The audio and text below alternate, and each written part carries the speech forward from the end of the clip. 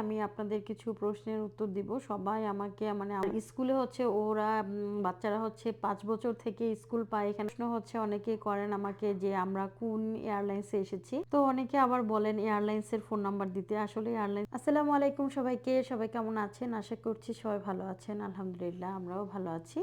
এই তো আরেকটি ব্লগ নিয়ে চলে আসলাম আপনাদের সাথে। তো আজকে হচ্ছে আমরা যে টিউলিপ গার্ডেনে গিয়েছিলাম, তো টিউলিপ গার্ডেনের পরে কোথায় গিয়েছি ওই ব্লগটাই আপনাদের সাথে শেয়ার করতে যাচ্ছি আর কি।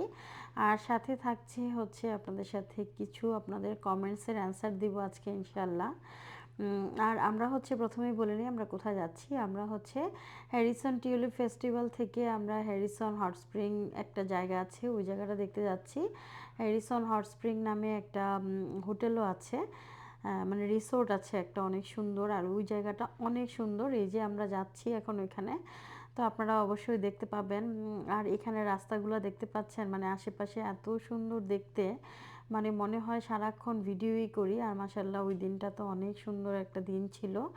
আর আমরা হচ্ছে মানে খুব তাড়াহুড়া করে একটু খাওয়া দাওয়া করে আমরা রওনা দিয়ে দিলাম ওখানে। কারণ এখানে যেহেতু অনেক পাহাড়ের এখানে কিন্তু সূর্য তাড়াতাড়ি ডুবে যায়, তার জন্য একটু আগে আগে যেতে হবে। আর আমাদের এখানে যেখানে সাড়েতে কিন্তু একদম মানে সন্ধ্যা হতে হতে এখন প্রায় 8:30 মতো বেজে যায়, মানে 8:30 অলমোস্ট 8:30 বাজে সন্ধ্যা হতে হতে। আর এখানে দেখলাম খুব তাড়াতাড়ি সন্ধ্যা হয়ে যাচ্ছে। তো যত আমরা পাহাড়ের মধ্যে যাচ্ছি ততই অন্ধকার হয়ে যাচ্ছে। তো কিছু করার নাই, আসলে একদিনে দুইটা জায়গায় ঘোরা পসিবল না, আবার বাচ্চা কাচ্চা সব কিছু নিয়ে। আর এই যে সাইহান এখানে হচ্ছে একটু ট্যাব দেখতেছে, ও হচ্ছে কান্নাকাটি করতেছিল। ওকে গাড়ির মধ্যে আমি হালকা একটু খাওয়াই দিচ্ছিলাম, তার ওকে একটু কার্টুন দিয়ে দিছি, দেখতেছে। কারণ না হলে সাইহান সিটে বসতেই চায় না, মানে ওর কার সিটে বসবে না আর কি। আর এইখানে দেখেন দুই ফ্রেন্ড একদম একসাথে হয়ে গেছে। জায়নাব আমাদের গাড়িতে এসে তো অনেক খুশি, আরশি আর জায়নাব একসাথে বসে আছে। ওরা ওরা কিন্তু আরশি হচ্ছে জায়নাবকে কুলে নিয়ে রাখছে। মানে খুবই আনন্দ করতেছে দুইজন। আর দুইজনের পক পক পক পক শুনতে শুনতে আমার মাথা ব্যথা হয়ে যাচ্ছে আর কি। পরে একটা টাইমে দেখলাম দুইজন এত ক্লান্ত ছিল ওরা একদম ঘুমায়েই পড়ছে। তারপরে ওইখানে যাওয়ার পরে ওদেরকে ডেকে উঠালাম। এই যে আমরা চলে আসছি সুন্দর জায়গাটায়। এই জায়গাটার নামই হচ্ছে হ্যারিসন হট স্প্রিং। তো এইখানে আসলাম, আসার পরে দেখলাম যে আবার একটু রোডটা একটু মানে বাড়লো আর কি, তখন একটু ভালো লাগলো। আর এই জায়গাটা খুবই সুন্দর। এখানে হচ্ছে পাহাড় সমুদ্র একসাথে দেখা যায়, মনে হয় একদম পাহাড়গুলো খুবই কাছে। আর এখানে এই যে ছোট ছোট কিছু টিউলিপ গাছ ছিল, তো আমরা মাসাল্লাহ যেই টিউলিপ দেখে এসেছি, মানে এগুলো আর মানে চোখে লাগতেছে না আর কি এরকম। আর এখানে অনেক সুন্দর সুন্দর এরকম রিসোর্ট আছে, এগুলো আস্তে আস্তে করে আমি আপনাদের সাথে শেয়ার করব। আর এখানে হচ্ছে আসার পরে মানে ঠান্ডা একটা এমন বাতাস ছিল যে আমাদের সবারই মানে ঠান্ডা লাগতেছিল। তো সবাই গাড়ি থেকে জ্যাকেট ট্যাকেট নামায়া পরে ফেললাম, কারণ অনেক ঠান্ডা লাগতেছিল এখানে। যেহেতু সমুদ্র কাছে, মানে পানি আছে, পানির জন্য বাতাসটা খুবই ঠান্ডা হয়ে গেছে। আর পাহাড়ও তো পাশে, পাহাড় হচ্ছে তো আবার নর্মাল পাহাড় না, এখানে তো আবার বরফের পাহাড়ও আছে। আর এই যে দেখতে পাচ্ছেন আমার পিছনে যে বিল্ডিংগুলো, ওগুলো হচ্ছে এক একটা হোটেল রিসোর্ট এরকম।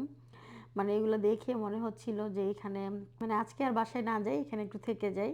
আর এই যে সাইহান দেখতেই পাচ্ছেন বালির মধ্যে মানে খুবই অস্থির হয়ে গেছে বালি দেখে, নেমে যাবে। আর এখানে ওরা তিনজন তো পুরা বালির মধ্যে হাবুডুবু খাচ্ছে, মানে তিনজন বালি নিয়ে খেলতেছে করতেছে, মানে ওরা ভাবতেছে ওরা মনে হয় এখানেই থাকবে এরকম নাকি, জানি না। তারপরেও ওদেরকে বকাঝকা করে উঠানো যাচ্ছে না, সবাই বালির মধ্যে গড়াগড়ি। কারণ সবার তো আর তেমনভাবে তো আর ড্রেস আপ আনা হয় নাই। আর সাইহানের ড্রেস আমি নিয়ে আসি, বাট আরশির তেমন ড্রেস আনা হয় নাই। তো আরশি হচ্ছে সব কিছু এই যে ময়লা করতেছে, আরশি জায়নাব, তারপরে হচ্ছে ওয়ানিয়া তো অনেক লাইক করছে, মানে এই বালিগুলো ওর মনে হয় খুবই পছন্দ। তো ওরা বাচ্চারা খুব সুন্দর খেলতেছিল। তো আমরা এখানেও প্রায় 1-1.5 ঘন্টার মতো সময় কাটালাম সবাই। তো এবার হচ্ছে আমি আপনাদের কিছু প্রশ্নের উত্তর দিব। সবাই আমাকে মানে আমার মেসেঞ্জার একদম অনেক ভরে গেছে, তারপরে হচ্ছে কমেন্টসেও বলতেছেন, মানে অনেকেই আমার কাছে জানতে চাচ্ছেন যে কানাডার ভিসা কিভাবে প্রসেসিং করেছি আমরা। তো আসলে আমার কিন্তু এগুলার ভিডিও আছে, অনেকে হয়তো আমার আগের ভিডিওগুলা মানে দেখেননি, হয়তো আমার নতুন দর্শক আছেন কেউ কেউ। তো যারা নতুন আছেন তাদের উদ্দেশ্যে বলতেছি, আমরা হচ্ছে একটা এজেন্সির মাধ্যমে করাই আমাদের ভিসা। আর আমরা এসেছি হচ্ছে আমার হাজব্যান্ড স্টাডি পারমিট ভিসা এসেছে, তো ওই সুবাদে আমি হচ্ছি ওয়ার্ক পারমিট। তো আমরা হচ্ছে মানে 2 বছরের, ও আমার হাসব্যান্ড এমবিএ করতে আসছে।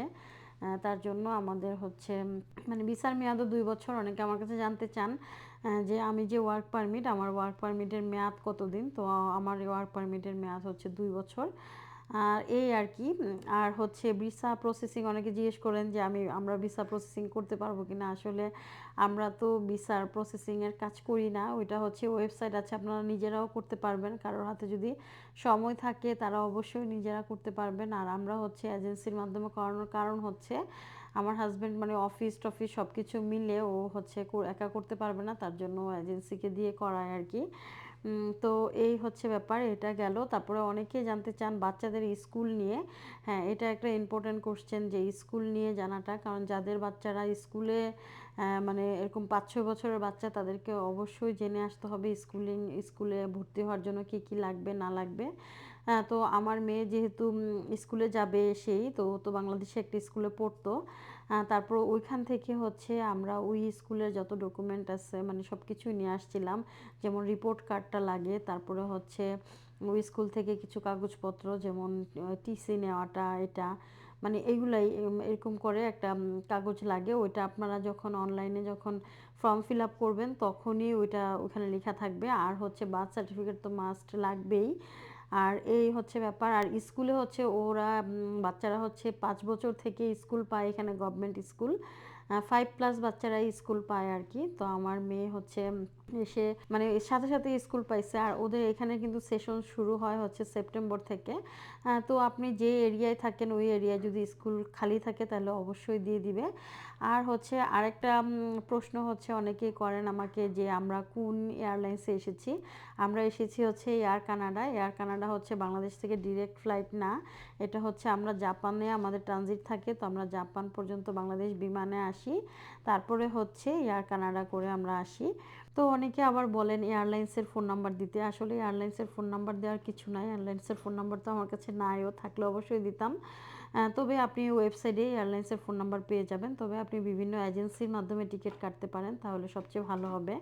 আর হচ্ছে অনেকে কমন একটা কোশ্চেন করেন যে মানে মেসেঞ্জারে, কমেন্টসে, দুইটাতেই, যে আমরা ভিসা প্রসেসিং করতে পারবো কিনা। আসলে ভিসা প্রসেসিং তো আর আমরা করতে পারি না, বা ভিসা মানে করে দিতে পারবো কিনা, কাউকে নিতে পারবো কিনা, আসলে এটা তো সম্ভব না। আমরাই তো আরেকজনের মাধ্যমে করিয়ে এসেছি। আশা করছি যে সকল আপু ভাইয়ারা মানে আমার কাছে জানতে চেয়েছেন তারা কিছু হলেও বুঝতে পারবেন। আর যদি না বুঝেন বা আর কিছু জানার থাকলেও অবশ্যই আমাকে কমেন্টস করতে পারেন। তারপরে আমার এসএমএসে, মেসেঞ্জারেও নক দিতে পারেন। ইনশাআল্লাহ আমি যতটুকু জানি আপনাদের সাথে শেয়ার করার চেষ্টা করব। আজকে এ পর্যন্তই, আরেকটি নতুন ভিডিও নিয়ে দেখা হবে। আল্লাহ হাফেজ, আসসালামু আলাইকুম।